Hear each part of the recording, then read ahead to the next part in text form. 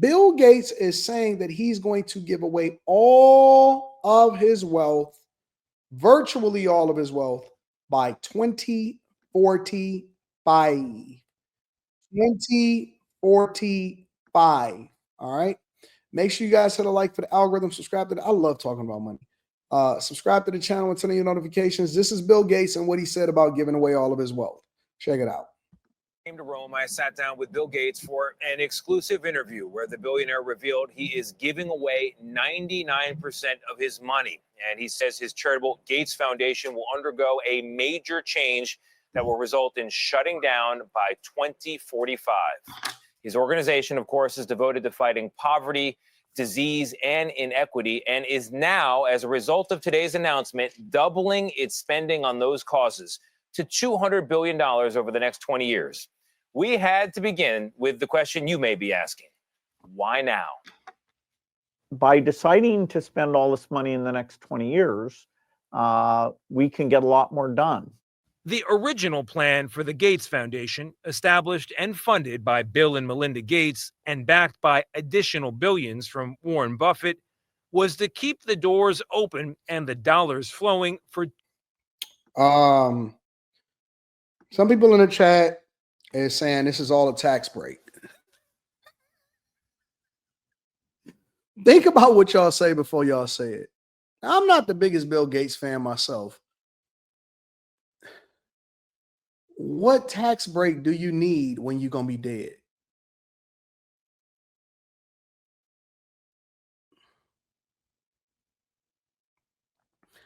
What tax break do you need when you're dead?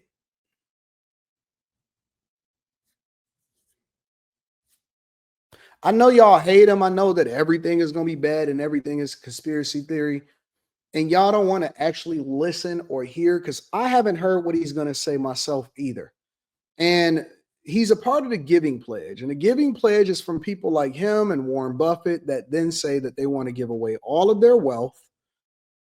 They want to give away all of their wealth because they can't take it with them when they die. How do you get a tax break when you give away everything that you have? What tax break do you get when you give away everything?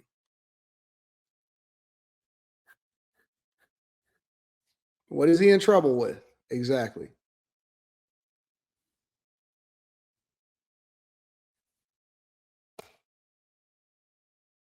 What is he in trouble with? What do you...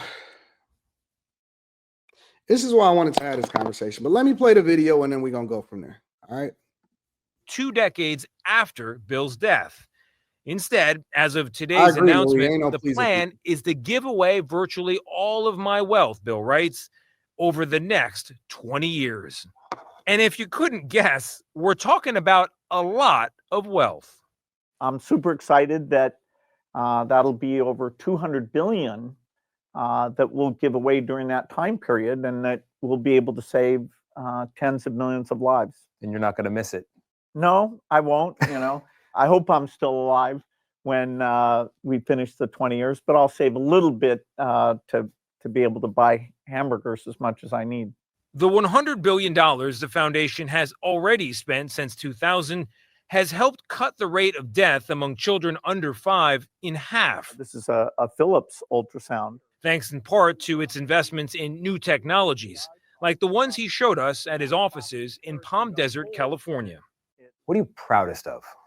Well, the work in vaccines would be the top of the list because at the turn of the century, kids weren't getting vaccines for diarrhea and pneumonia, and that's now saved millions and millions of lives. So it's okay. So some people, for example, in the chat is saying this is bullshit. All right.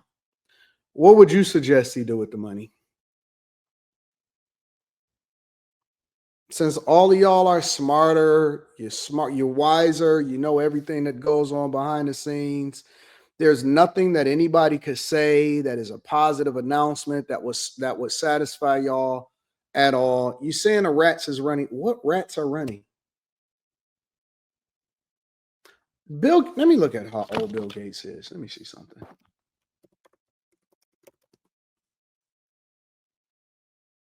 Bill Gates is 70.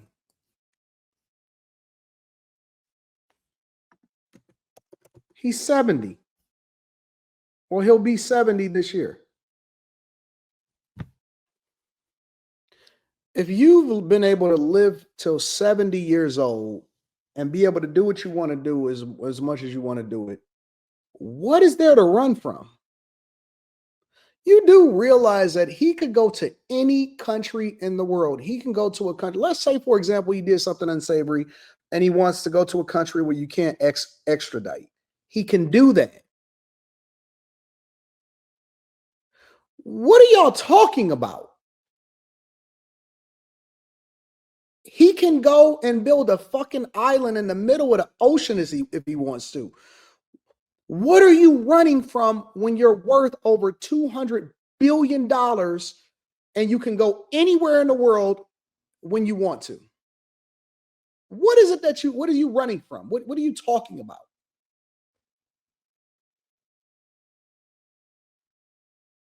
Pavia says, AD, why is he doing this now? I don't know. I would like to actually listen to what he says before I come up with a conclusion as to why somebody is doing it. I would like to hear it first so I can make an informed decision. Black is back. You so dumb. You've been the dumbest motherfucker that I done seen inside of the chat for a long time. You ain't never been in the loop. That's why you keep creating new accounts all the time. You don't even got a profile picture. You've been so dumb the whole time that you done been in here. Please stop it. You've been dumb and dumber. You Jim Carrey. I would like to hear what he says in the interview before I make an informed decision. Let's hear it first, and then we will see what's going on. You know, it's a simple little vial like this one. Portable coolers and Go Anywhere drones help deliver those vials where they're needed. But Gates now worries fewer people will be getting them, not because of the distances, but because of the governments involved.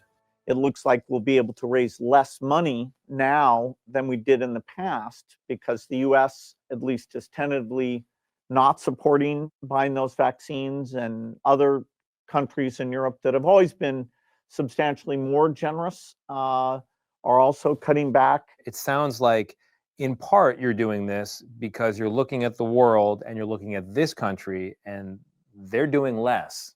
So the Gates Foundation and other foundations need to do more. Well, you always want more money going into these things where you're saving lives for a few $1,000s. And I'll be an advocate that when President Bush created a lot of these programs for HIV, malaria, and some other things, that should be maintained. What's it been like working with the Trump administration? I know you recently had dinner with the president. Did anything come out of that? Yeah, so I talked to him about. Somebody says, Anton Lovely says, AD, if you support Bill Gates, I'm unsubscribing. Listen, I don't give a fuck what you do. I don't care either way. I don't give a fuck about Bill Gates. I don't support him. I don't not support him, but I don't give a fuck if you unsubscribe too. Listen, you don't have to announce it. Let me do you a favor. How about this? Give me a second. I got you. We can go. I'll do it for you. Here you go. There you go. That way you ain't got to worry about announcing it anymore. You could just go ahead and do whatever it is that you feel like you need to do. Okay? There you go. Give a fuck. Work on HIV and the great innovations. And so, it's a great discussion. Since then, some of the programs have been cut off, and I'm hoping both with the president or the Congress, don't threaten me with a good time, to get them to restore some of those aid activities. If they don't, is the Gates Foundation large enough to take the place of what the government had been doing? No. So their money for global health was 4 times what the Gates Foundation. So if this money goes away, and you were talking about millions of lives saved, can you put a number on the lives potentially lost? Yeah, absolutely. So we should be going from 5 million children dying a year over the next 5 years to 4 million. And now with these cuts, if they're not reversed, we'll go to over 6 million dying. So instead of going down, we'll go back up. Wow. So it's a difference of 2 million lives. Absolutely. Besides giving it all away, Gates is marking a series of major personal milestones. His foundation is turning 25. The company he founded, Microsoft, is turning 50. And Bill Gates, the man, no longer the child prodigy, is turning 70. He done look 70. What are you his doing to whole life. celebrate?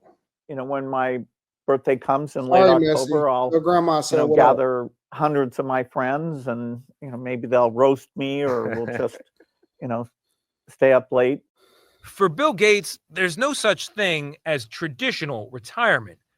But today's announcement, he admits, almost certainly marks the beginning of the last chapter of his career. I think that once you get to this point in your life, you've lived a good life. You've done what you want to do, and you start to try to find purpose in things beyond money. Money means things to people. The actual physical money means things to people that haven't made enough money. In my opinion, I believe that money means things to people that haven't made enough money. When you have enough money to where you can do what you want to do for the rest of your life, and you fulfilled every dream, you've traveled to every continent, you can buy any boat. How much bigger of a boat do you need? How many more cars do you need? All of that stuff, right? We're still trying to quench that thirst. We're like children trying to be grown. You know what I'm saying? And so we think that the more money that we make, which it does help, and it is supposed to be a tool, that we're going to have more happiness. But happiness is found within. And then the money that you make ultimately allows for you to do the things that you need to do, or to do the things that you want to do. I don't think that Bill Gates is concerned about what other people think. I don't feel like he needs to buy another home, that he's tripping about it or anything like that. I think that Bill Gates wants to leave his mark on the world, and he also realized that he cannot take it with him. So he's created a plan that allows for him to be able to succeed, or have a succession of how his resources and what he's been able to accumulate is going to affect the world. Now, what y'all say is positive or negative, that's a completely different conversation. That's up to y'all. Y'all can say, oh, I don't like what he did on here, or I do like what he did over here. For me, I just try to look at it holistically and say, why do people do what they do? You know what I'm saying? Because we always imagine, well, what would it be like to be a millionaire? And then when you get to be a millionaire, you say, well, what would it be like to be a billionaire? And it's like, I think that you hit a threshold in life where you just want to start impacting people. You want to do good. You want to have a great legacy. You want to ultimately shape the world and whatever it is that you're passionate about. And I think that that's why a lot of these people take the Giving Pledge. I think that they've also, because think about it. If you're one of the smartest people that's been able to create this product that allowed for you to change the world, or make life-changing money, or God-changing money, right? But then they say that they want to give it all away. For me, I'm a lot more introspective, and then I say to myself, well, why? Why are people like Warren Buffett, who is worth over $180 billion, but he worked all the way up until he was 94 years old, and he's already said that he wants to give away the majority of his money? How come he didn't give it away to his family? How come he didn't give it away to his kids? And then on a microscopic level, on a much smaller level, I look at how people fight over grandma's home. I've seen people fight over a little bit of a pension, or a little bit. I've seen people fight. It'd be 6 people fighting over $50,000 that was left inside of a trash bag that great grandpa left over, and then they be ready to crash out. They divest themselves from the family. They get into whole fights with each other. They be willing to kill each other. Your medical bill be bigger than whatever it is that he left over. I've seen people fight over pennies. I've seen people be so obsessed with money to where they're able and willing to do anything for it. And so I'm always introspective. Okay, well, why didn't he leave his family billions?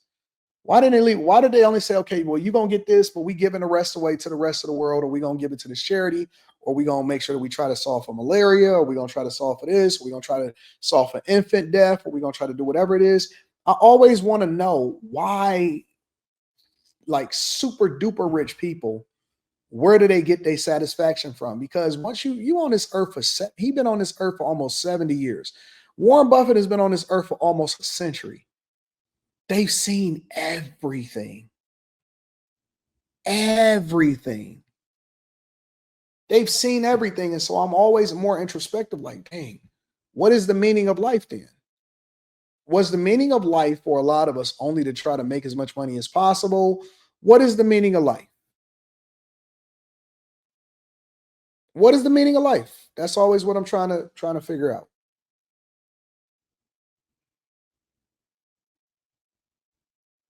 I think that it's a deeper thing. We get caught up in the bullshit. We so easily distracted. Oh, he created mosquito or he farming mosquitoes or whatever. I don't care about that. I'm trying to look at the bigger picture. I'm trying to see it from the 30-foot, 30,000 bird's eye view, and I'm trying to understand it differently. To an extent, Molly, we all play God. That's why I said that we was made in his image. That's why we wasn't supposed to eat from the tree of fruit and evil, to know the difference between good and evil. We all play God. That's why we have children, right? And then we mold them and we shape them and we teach them in our image and we try to show them what it is that we do. We try to change our neighborhoods to what we think makes the most sense. We try to put people in office who we think makes the most sense. In a way, we are all playing God on a much, much smaller scale. Some of us don't have the power. Thank God. Some of us don't have the amount of power and all of that. Chase and 10 says, AD, does money buy happiness? To an extent, yeah. And then I think you reach a threshold or you reach a ceiling where you try to discover what more there is to life than just making money. That's why I'm in Springfield right now. I work hard, but then I want to go out there and I'm trying to figure out, well, what else is there out there? How are other people living? How can I impact people? I've given away more money than I could ever imagine that I would ever be able to give away. But then you try to discover, well, what else? Why are people thinking the way that they're thinking? And how are these people living?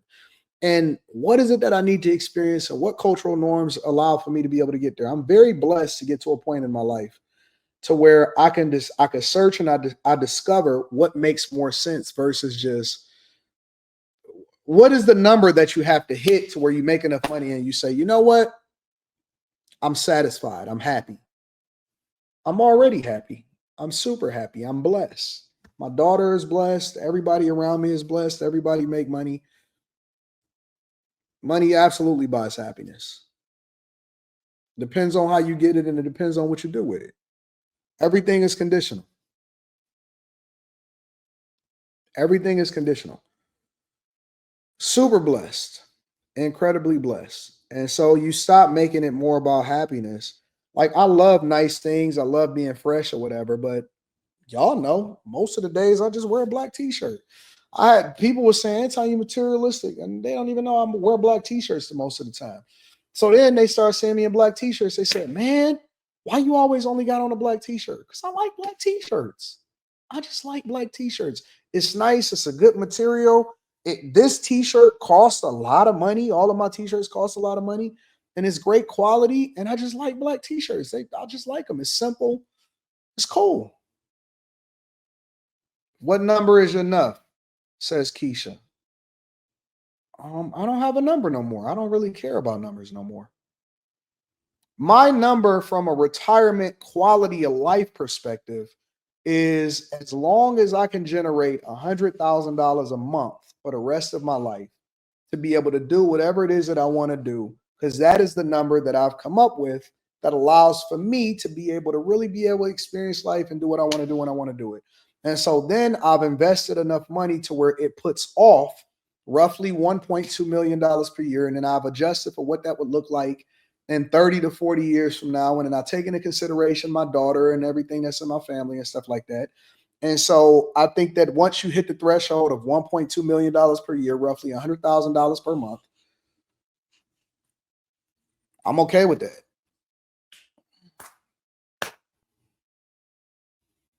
I don't need, my lifestyle doesn't require for me to need much more than that. It's a good life. It's a really good life. Anything more than that, What can't you do with $100,000 per month?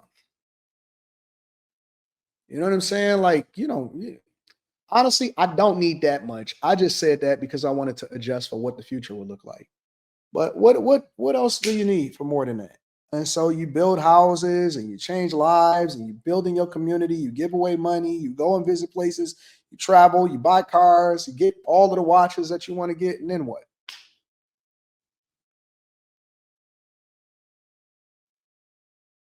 And then what, Adon? What would you do with it? What would you do? At what point do you say, you know what? I got all of the cars. You can only drive so fast. Okay, so I'm gonna go fast in an electric car, and then I'm gonna go fast in a flat six, and then I'm gonna go fast in an SRT Hellcat, and then I'm gonna go fast in this, and then what? I got on shorts right now. They're not even hoochie daddy shorts. I got on regular shorts.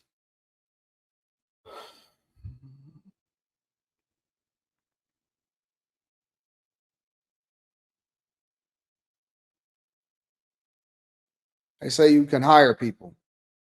I've already hired people, and I give a lot of money to my friends.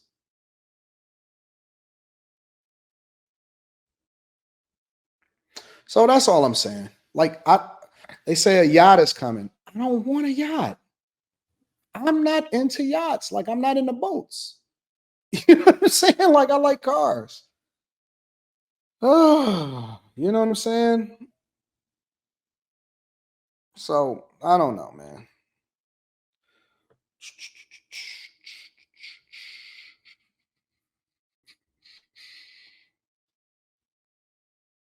So yeah, man, I just want to go and live life and experience life. I want to teach people what it is that I've done in order to be successful. That's why I got the Patreon.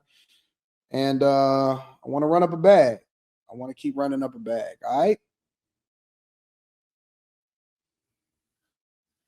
I have a lot of sex. Sex is good. Sex is good for the soul.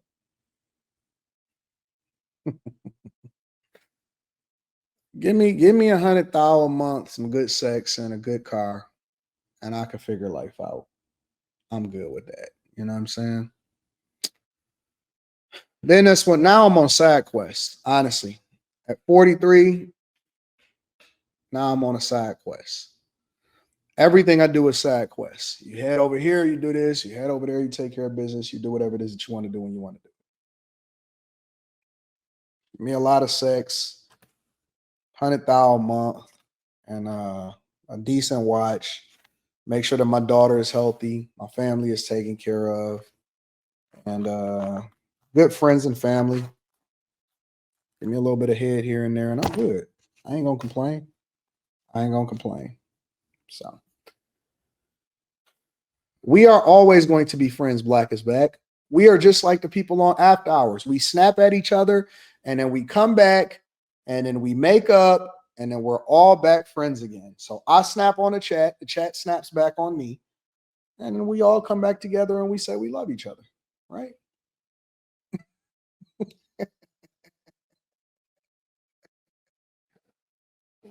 Oh, listen, y'all. This is what I want to say to y'all. Money is a tool. Don't worship it. I've gotten to the point in my life, I've lived old enough and I've made a decent amount, not the richest person in the world. I've made a decent amount to understand. I think I'm figuring out what the meaning of life is. Money is just a tool. That's it. Don't love it. Don't worship it. Don't do anything for it. Don't sell your soul for it. Don't do something that you wouldn't do out of character in order to get a couple more dollars. It will not satisfy it if you do not have good character to go along with it. Do not worship money. It's just a tool. It comes, it goes. You can get some more, and it should not be the determining factor for whether you're a good person or not. Don't sell your soul for money. Don't sell your soul for money. I've been very blessed to see and be able to develop the character that allows me to say, do not do something that you wouldn't normally do for a couple dollars. It's not worth it. Had a guy come up to me yesterday. And it was interesting because I was going downstairs and I was going to get something to eat. And he said, man, I see your watch. I see your watch. I said, oh, okay, thank you. I seen that he was a little dusty. And He looked like he was a little sleep deprived. And, I'm at MGM Springfield. So I'm actually staying at the hotel casino. So they got a whole lot of restaurants or whatever. And so I was going down to get something to eat. And he said, yeah, man, I got this watch. It's probably like $200-300. I give it for you, give me $75. And so I knew what he wanted it for so that he can go back to the blackjack table because obviously he had got cracked and he admitted it. And I said, man, what you gambling on? He said, oh, man, I just want to get back in the game. I want to get back in the game. I want to get back in the game. I've seen a lot of fiends. I've seen a lot of people on some other stuff, right? And I said, nah, because me, I give money to everybody. But I can't give it to you so that you can continue to have yourself sleep deprived and looking crazy. Oh man, please, man, I'll give it to you for 50. I'll give it to you for 50, bro. Just look, man, look at the watch. It's like a $200 watch. I'll give it to you for 50. I said, nope. I said, go home, dog. Go home. I said, I would give you the money if I knew you was going home. I would give you the money if I knew you were going home. And he looked at me.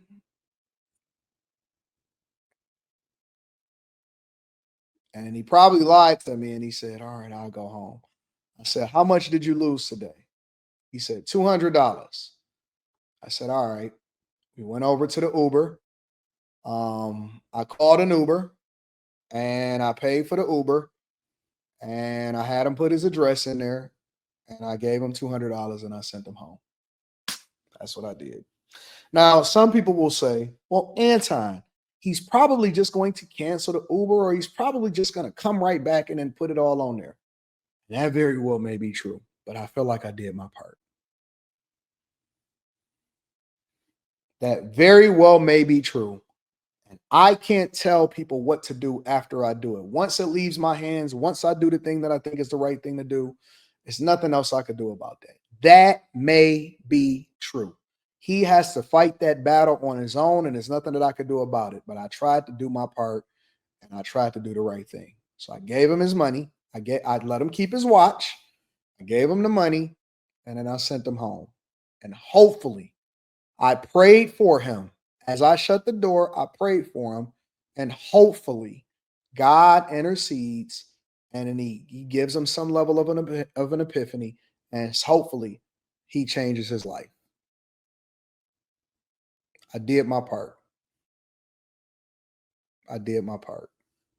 So it's not a lot of money. And he probably did come back the next day. But he got to live with that. Think about it like this. And this is the way I see it. The way that you show that you love God is by showing that you love people on this earth. And somebody probably prayed for that money or deliverance, or when they was at their lowest, they probably said something like, God, if you just do this, or God, I would go home, or God, I would do that. And maybe God answered his prayers. And I don't know, because I just go with what my heart is. I talk to God before I do stuff, and I ask God, and I ask him to show me direction. So what if God said, okay, give him a chance, or I'm going to give you a chance, but I'm going to send Anton over here in order to do it, right? And I'm not so arrogant enough to think that I am God or something like that. But my point is that maybe God answered his prayer through me, or he gave him another option. Now, what he does with that, or what he does after that, because he made a promise to God, what he does after that is on him. That is on him. It doesn't mean anything to me because God blesses me and he's going to always be my provider. So maybe that's on him, but he has to live with that. He has to make that decision. He has to go about doing things the right way. And that's what I did. I just try to do the thing that I say that I think that God has directed me to do. All right.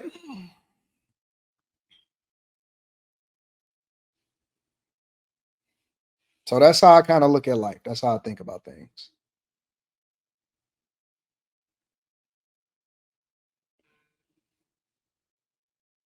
You never know. I could have been the angel for the day. Maybe he hadn't been home in a while and his daughter or his girl was looking for him or his wife was looking for him. Maybe that was an opportunity for them to see him. I don't know.